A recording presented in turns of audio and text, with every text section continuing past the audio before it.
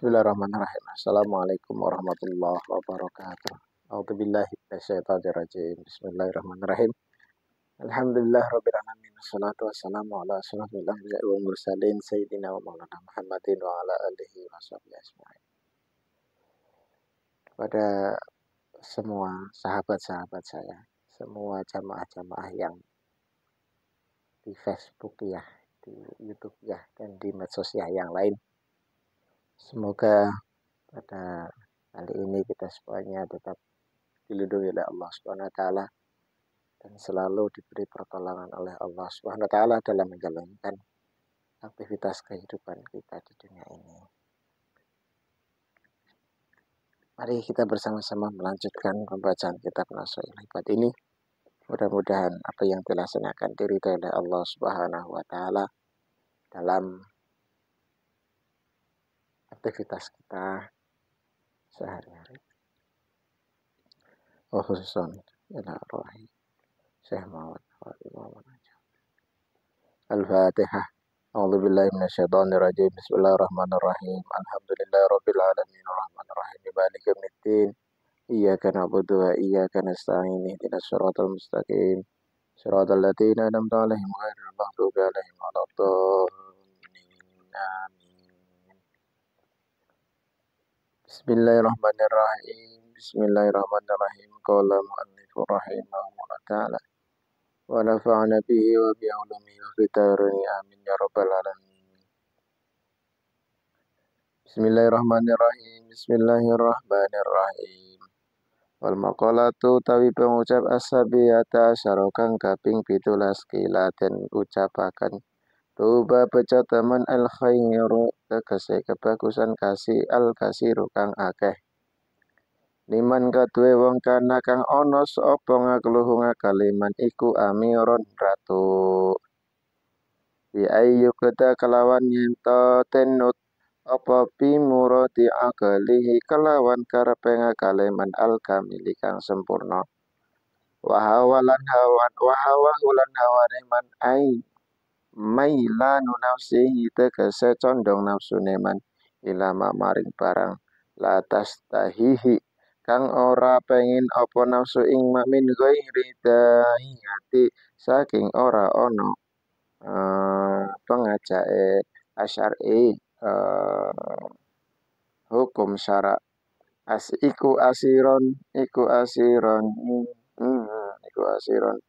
boyongan ai mamnungan tegese den larang mindalika saking mengkono-mengkono malatas tahi wawailun lan utawi kerusakan ai halakun kerusakan sadidun kan banget iku liman kaduwe wong kana kang ana apa hawani nafsune man iku amiron nang rajani bi arsalha kalawan yento ngumbar sapa man ing nafsu ila mustahayatiha marang pira-pira kang den pengin nafsune wangakluhu lan ana wangakluhu lan nakale wong iku asiron ten boyong ai mamnuan tegese den jaga binahwi tafakuri fi nikmatillah saking umpamane mikire saking umpamane fi nikmatillah fi ni'amillah ta'ala ing dalam pira-pira nikmate Allah taala wa fi 'azamati lan ing dalam keagungane Allah taala. Jadi untuk makalah yang ke-17 ini adalah berkaitan dengan akal dan nafsu. Jadi ada yang mengatakan bahwasannya berbahagialah orang yang dapat menjadikan akalnya sebagai raja, sedangkan nafsunya itu yang menjadi tawanan. Begitu juga sebaliknya, celakalah orang yang menjadikan akalnya tawanan, malah justru nafsunya menjadi raja. Nah, ini adalah nasihat dalam nasihat untuk makalah yang nomor 17 ini. Maka dari itu memang terkadang akal itu kalah dengan nafsunya. Makanya dikatakan di sini beruntung sekali orang yang bisa menjadikan akalnya itu sebagai raja dan nafsunya itu sebagai tawanan. Jadi semua yang kita lakukan, semua yang kita laksanakan itu adalah berdasarkan akal pikiran, bukan berdasarkan hawa nafsu. Jadi kalau kita menjalankan sesuatu berdasarkan akal, ini kita bahasanya beruntung, bagaikan seorang raja. Ya sambil kita pelan-pelan, apa yang kita lakukan ini berdasarkan akal pikiran atau berdasarkan nafsu. Apalagi sekarang momentumnya adalah yang sedang ramai itu adalah pemilu. Jadi pikiran dalam memilih seorang pemimpin ini kita berdasarkan akal pikiran atau berdasarkan nafsu. Itu pun juga bisa kita ambil kebermanfaatan. Apalagi kalau kita mengetahui ya, ada beberapa tips dalam memilih kepemimpinan. Jadi ini supaya kita bisa berpikir yang rasional dan berpikir yang baik. Yang pertama adalah kriteria yang perlu kita pilih untuk menjadi pemimpin. Yang pertama adalah beliau baik hubungannya dengan Allah Subhanahu wa Ta'ala. Itu yang pertama paling yang harus kita tekankan itu. Hubungan beliau baik dengan Allah Subhanahu wa Ta'ala. Bagaimana cara mengetahui? Ya tentu dilihat dari tata cara beliau beribadah. Jadi istilahnya, karena kalau kita memilih, kita itu akan mempunyai pertanggungjawaban kelak di dunia akhirat.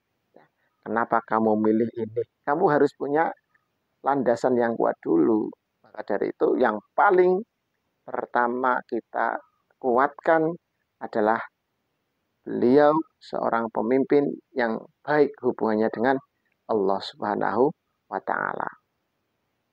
Kemudian yang kedua adalah beliau hubungannya baik antar sesama manusia. Jadi hablum minallahnya dulu yang perlu kita tenangkan. Akan tetapi tidak cukup hanya dengan hablum minallah saja, dengan tidak cukup, tapi dia juga harus baik dengan sesama manusia. Dan bahkan kisah-kisah seperti ini sudah ada sejak zaman para sahabat dalam memilih pemimpin. Ada yang mengatakan, wahai itu adalah ada orang yang ahli ibadah, sujud. Terus ditanya lagi, apakah dia baik hubungannya dengan sesama manusia? Ternyata kesibukannya dia dalam beribadah itu malah justru mengalahkan ataupun menjadikan dirinya itu kurang bisa baik dengan sesama manusia. Itu yang seperti itu pun tidak masih kurang kriterianya ya. Jadi sekali lagi yang pertama adalah hubungan Allah baik, hubungan dengan Allahnya, hubungan dengan Allah baik, dan yang kedua adalah hubungan dengan sesama manusia itu juga baik. Kemudian yang ketiga, siapa, organisasi apa yang mengangkatnya? Nah ini, organisasi apa yang mengangkatnya? Saya khawatirkan meskipun dia menjadi seorang pemimpin, akan tetapi ketika yang mengangkat, ketika yang mendorong adalah organisasi-organisasi yang kurang baik, bisa jadi dikhawatirkan nanti dia akan terjerumus ataupun dia tidak bisa bergerak karena yang mendorong atau pondasinya itu seperti itu. Kemudian yang keempat yaitu kita berusaha melepaskan dari kepentingan kita. Kita berusaha melepaskan dari kepentingan kita. Kalau itu bisa terjadi, mungkin inilah yang terbaik. Cuman kadang Kita mendukung itu karena ada kepentingan pribadi yang dimana itu menguntungkan kita, menguntungkan diri pribadi kita. Kalau tidak menguntungkan, tidak dipilih. Nah, ini sebenarnya eh, perlu kita introspeksi diri lah. Kemudian yang terakhir yaitu ketika ada pemimpin ini baik, ini baik, ini baik. Tentu kita harus meminta pertolongan atau meminta petunjuk dengan melaksanakan sholat istikharah. Itulah beberapa kriteria. Karena ketika orang ini baik, orang ini baik, orang ini baik, ya Allah kan bingung.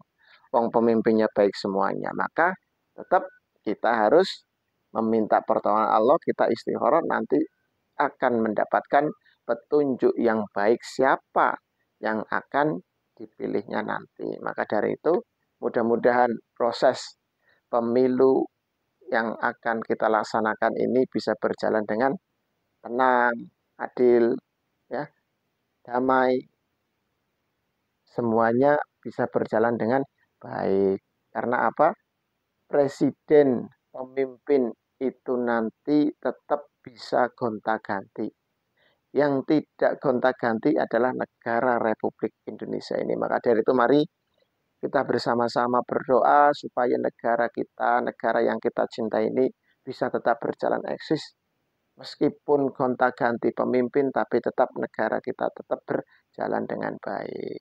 Ini sekilas apa yang ingin saya sampaikan pada pembahasan kali ini, yakni berkaitan dengan akal dan nafsu, di mana momentum yang paling tepat saat ini adalah tentang pemilu. Mudah-mudahan semua yang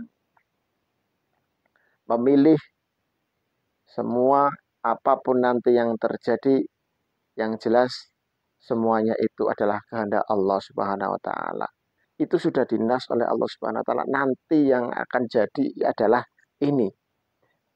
Kampanye itu adalah bagian dari ikhtiar ketika kita mengkampanyekan pemimpin-pemimpin nanti, itu kita berikhtiar supaya nanti negara kita mendapatkan pemimpin yang terbaik dan kita menjadi bagian dari proses itu. Walaupun toh nanti yang jadi adalah bukan yang kita pilih, tetapi yang jelas kita beribadahnya adalah dalam melaksanakan proses pemilihan ini. Mudah-mudahan pembahasan makalah yang ke-17 ini bisa bermanfaat untuk diri saya pribadi dan kepada jamaah pemirsa yang melihat video ini. Yakinlah yang melihat video ini itu adalah kehendak Allah Subhanahu wa taala, dan yang belum melihat video ini itu juga kehendak Allah Subhanahu wa taala. Jadi yang terpenting kita semuanya menyampaikan yang terbaik dari nasihat-nasihat yang ada di kitab ini. Terima kasih, kurang lebihnya mohon maaf. Wassalamualaikum warahmatullahi wabarakatuh.